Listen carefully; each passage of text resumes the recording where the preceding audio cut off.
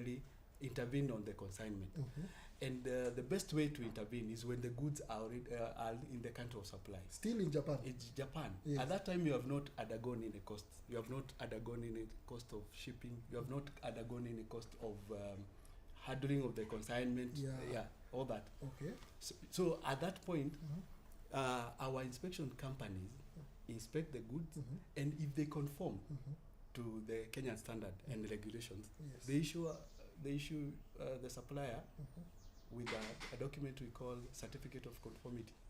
Certificate of conformity. Yes. Documents zinaendelea. So tumetoka kwa IDF, tukaingia IDF, sasa tuko point tumesikia certificate of conformity. Yes. Yes. What is this document? It's what the agency has approved after checking the goods, or rather the car. Yes, well, confirming that they are meeting the requirement of Kenya's standard. They issue you with a certificate of conformity. It's conformity to the Kenyan standard. Yes, standard. So it's saying that yes, now this good, after it has been approved to be imported into Kenya, it also meets the Kenyan standards. Yes. So then it can be allowed into the Kenyan market. To be shipped. So this is now, I think it's also called COC? Yeah, it's called COC. It's abbreviated as COC. Abbreviated as COC. So tuko IDF, sasa tumejua COC.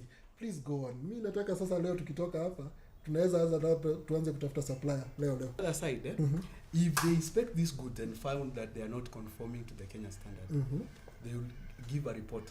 It's called NCR, that non-conformity report. NCR. Advising the importer that these goods do not meet, and actually they will give the parameters that are failing. So they will tell you, these are consignment of motor vehicle. It's over 8 years.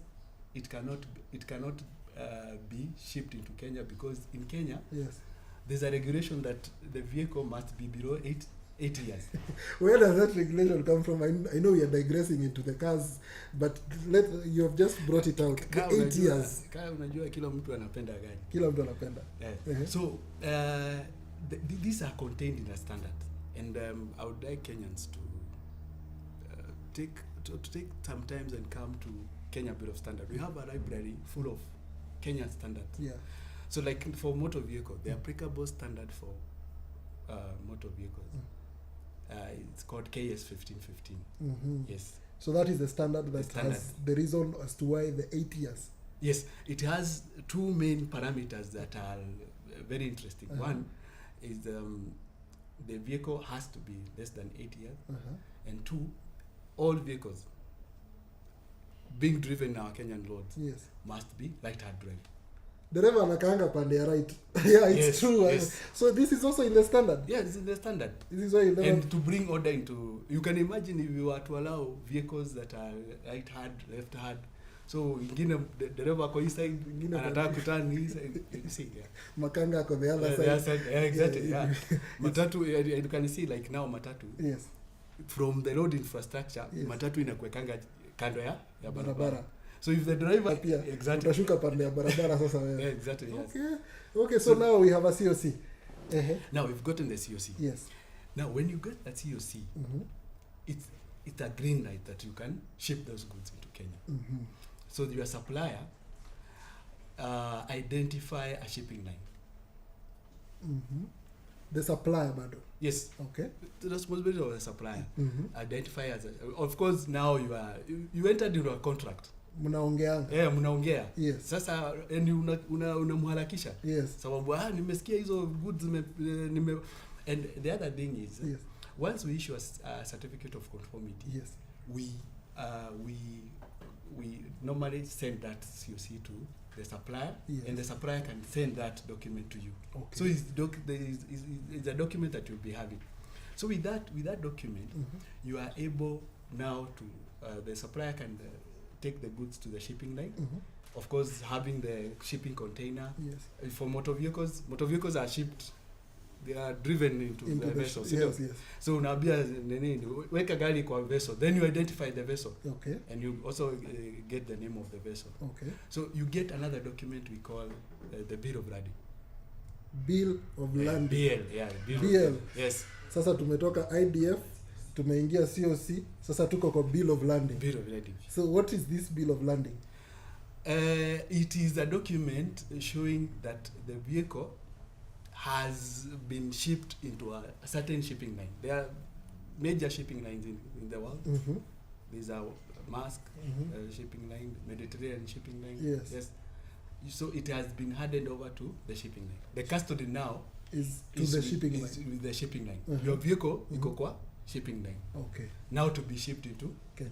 Kenya. Okay. Yes. So now the bill of landing has been issued. The vehicle is, or rather the product. I know we are talking about vehicles, but I think we need to clear that the vehicle, or this example we are using about a vehicle, is just an example. This, I think, will also apply to probably every other product. Yeah, exactly. And for other general goods, there's a difference between motor vehicles and, Yes. and general goods. Yes. So we are just picking the because is that what every Kenyan Kila mtu can anajua. relate to it, to import from Japan and bring it. Yes. Yes. Okay. So now the bill of landing has been issued. Now the vehicle or the product is now in the shipping line. It's no longer now in the hands of the supplier. Yes. So unaingojea pande hii. Yes. And he sent you, because you get a copy, Mhm. he sent you a copy of the bill of lading. So you have how many documents? You have a COC. Yes. You have an IDF. Yes. You have a bill of landing. And when you remember, there's a document that we call the pro forma invoice. The initial The document. initial document. Yes. When you confirm that you are going to buy this vehicle, Yes. he gave you another document we call now the invoice, the The actual invoice. invoice. The actual invoice, Oh. not the ile Pro forma. pro forma. Yes. Ile pro forma ni ya intention, yeah. I need to buy. I think need I to will buy. and helped you now getting the license. Yes. But now when you buy, this is the cost of the vehicle. Vehicle. The Yes. invoice itself. The invoice itself. Okay. Now that is for Yes. for general goods. Mhm. You know, you may have different items in a consignment. True. So you also get another document we call packing list. How has it? Packing list Uh-huh. is a document showing the items that you have bought, the quantities and the weight. It's a document. It's also a very legal document that Uh-huh. is used later Yeah. when you bring the goods into the country. So either you have a bill of landing, or you also have a packing list, or this document sasa ziko ready. Sasa ushaanza kutengeneza a bundle. Yeah, so far we have a bundle now. Yeah. We had an IDF, Yes. we have a COC, Yes. we have a packing list, Yes. we have a bill of lading, Yes. and we have an invoice, an actual invoice. An actual invoice saying Yes. how much it is now worth. Yes. Okay, so if you're watching or if you're joining this episode, we are talking about the process of importation. We are glad to be joined by Benson Bundi, who is talking about this whole process. Me, I'm learning. I hope you're learning. I hope you have your notes. And I'm actually asking you, bring more questions. Send these questions so that we ask Mr. Bundi here today to stock hapa tukiwa na maswali. And he was literally seated next to us and we didn't ask these questions. So this is Ask Kebs. The hashtag is Ask Kebs. So tuko kwa bill of landing. Mizigo iko Ka huko Japan. Aya. It Pia takes- maswali nasikia zinakuja huku. We will now start to interact with the shipping line from this point, right? Yes, you now start because you know which shipping line is bringing your goods into Kenya. Yes. You start now monitoring, Okay. tracking. How it is Umefika coming. wapi? Yes, yes. Okay. So now from there, what happens? So when the goods arrives into Kenya, Mm-hmm. you remember we inspected those. You are required to lodge a customs entry document, declaring that in a certain, I have a consignment Coming. that has come Mm-hmm. and it belongs to me, and I want to pay duties and taxes. So you're doing this when the consignment or the vehicle or the products have arrived, or when they are still coming? Thank you for asking that question. Mhm. Because right now Mm-hmm. we have pre-arrival processing. Using a bill of lading, Yes. you can now lodge a customs entry Mhm. once you get the bill of lading, Yes. and the government agencies will be able to process Mm-hmm. and wait for goods and advise you what to do when the Yeah. goods arrives in the country. So at this point, when you're now doing the customs entry, you're now saying, I am ready to now do the rest of the process. Yes. So the customs entry number is now another document. I hope mnafuata kwa sababu nimesikia kuna COC, IDF, tuko bill of landing, parking list, invoice, pro forma invoice. These things are now becoming a bundle, but I hope we are still following the conversation. I hope bado mnapata hii process mahali inafika. So the customs entry number. Unashika because there is no document ume miss. Actually, Sija miss? Yeah, uko sawa. Ninashika. Yes, please go on. You load the custom entry. It's called custom entry decode. True. Yes. So now these goods have been declare, nimesema ninataka kunishal iko njiani ama imefika. So now I want to start the process of clearing. Yes, and for that, because not every general Kenyan can transact with the KRA. They are appointed clearing agents. So by the time you remember had to apply to Kenya Revenue Authority. Yes. So that also used the service of clearing agent. A clearing agent? Yes. Who has been registered under with customs, with Kenya Revenue Authority. So it's not everyone who can go. Not unless you have registered with Kenya Revenue Authority. Okay. As a clearing agent. As a clearing agent. Yes. So I hope now you know why you need a clearing agent, or why or how they come into play. It's because of that registration with the Revenue Authority. Yes. And also I think access to the port. Yes, and access to the port. Yes. But still, you can still access to the port if you apply to Kenya Ports Authority. Yes. And indicate that you have a consignment and you want to access your consignment, they will allow you to access your consignment. Okay. Yes. Now I think sasa mizigo imefika, gari imefika. Now umefanya customs declaration. So you have an entry number. And has been passed.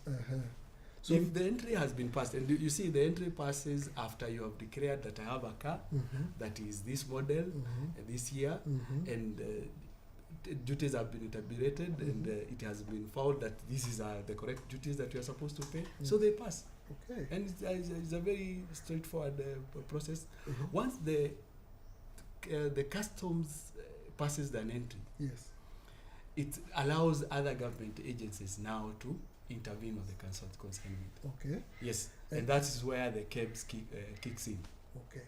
Remember, you have a very important document that we call COC. The certificate of conformity. Yes. But for vehicle, it's called a certificate of roadworthiness. Oh, because it goes on the road. Yes. It's a certificate of roadworthiness. Yes. So you have that document. When inspection was done at the country of supply, yes, that information was uploaded into the system. So when you have done a custom entry, you then request KEBS for inspection. That is done through a system we call single window system. So it's run by an organization called Kentrade. So this clearing agent that did your custom entry, yes, will facilitate you in doing a request through single window to KEBS. To KEBS, to yes, clear the consignment. To clear the consignment. Okay. If the consignment has a COC, KEBS clears it. KEBS clear it. Yes. If it doesn't? And now, we have process, because you can still bring in consignment without inspection at the country of supply. So when the goods arrives into the country, they will be missing one document. You remember all the document that we have so far? Yes. The bundle of documents? Yes. It will be missing one document we call certificate of conformity. It doesn't have a COC. Yeah, it doesn't have a COC. Okay. So when it comes, then it is the responsibility of KEBS. Yes. It's a mandate of KEBS, and confirm whether they are meeting the standard, the requirement of the standard. Okay. If they are meeting the requirement of the standard, yes, they are issued with the first document is issued with a certificate of conformity. Oh, now KEBS can also issue this document? Yes. Okay. Yes, even the certificate of conformity that was issued in the other side was issued on behalf of KEBS. Okay. Yes. Okay, now I think we are somewhere now. We have heard that KEBS has issued a certificate of conformity. We know that if the goods didn't come with a certificate of conformity, KEBS will do that process here. But what the process that is done from the country of supply is called pre-export and verification of conformity, PVOC. We've had a lot of documents from you. I still want to hear more from you. So the hashtag is AskKEBS. This conversation will continue and shall continue. Keep those questions coming. My name is Dennis, and I'm very, very happy to have you guys watching this conversation. Keep watching. We shall be back. We take a very, very, very short break, and we'll be back.